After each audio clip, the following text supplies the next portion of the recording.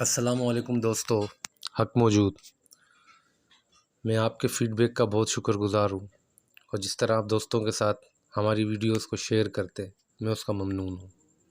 میری ہمیشہ کوشش ہوتی ہے کہ اچھے سے اچھی تحقیق کر کے حکایات، اسٹوریز، واقعات جو تصوف کے شائقین اور تصوف کے سفر کے مسافرین کے لیے بہت ضروری ہیں، یا ان کو ہم کہیں کہ مثل راہ بن جاتے ہیں، یا جن لوگوں نے اس دنیا کے اندر اپنی محنت سے کچھ اس طرح کے باتیں انمول موتیوں کی صورت میں ہمارے تک پہنچائیں، جو کتابوں کی صورت میں ملیں یا سینہ بسینہ ہم تک پہنچیں، ان میں سے ایک آپ کو خیال پیش کرتے ہیں۔ امید ہے کہ یہ بھی آپ کو بہت پسند آئے گا۔ کسی نے پوچھا نسبت سے کیا فرق پڑتا ہے؟ گندم میں کنکر ہوتا ہے، کیا وہ کنکر گندم کے بھاؤ نہیں بکتا؟ وہ بھی گندم کے حساب سے ہی تلتا ہے۔ اس طرح جو اللہ والوں کی مجلس میں بیٹھتا ہے، وہ کھرا نہ بھی ہو، کھوٹا ہو، اس کے باوجود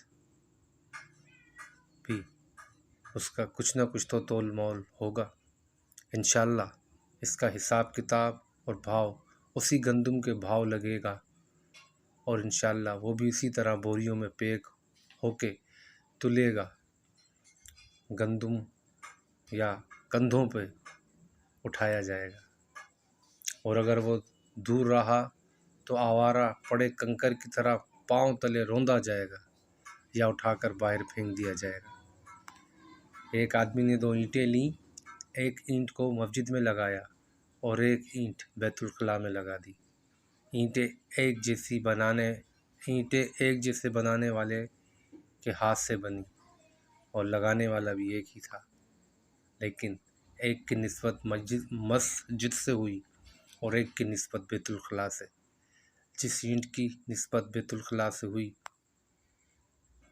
وہ وہاں ہم ننگے پاؤں بھی رکھنا پسند نہیں کرتے، اور جس اینٹ کی نسبت بیت اللہ سے ہوئی، وہاں ہم اپنی پیشانیاں ٹیکتے ہیں، اس کو ہونٹوں سے چومتے ہیں، بوسہ دیتے ہیں۔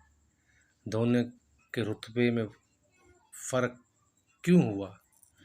قیمت ایک تھی، چیز بھی ایک تھی، ایک ہی طریقے سے دونوں اینٹ ایک انسان نے لگائیں بھی، فرق صرف یہ تھا کہ دونوں کی نسبت الگ الگ تھی۔ اپنی نسبت اللہ والوں سے رکھیں، یقیناً بہت فرق پڑے گا انشاءاللہ۔ امید کرتا ہوں کہ آپ کو یہ آج کی انمول موتیوں جیسی حکایت پسند آئی ہو۔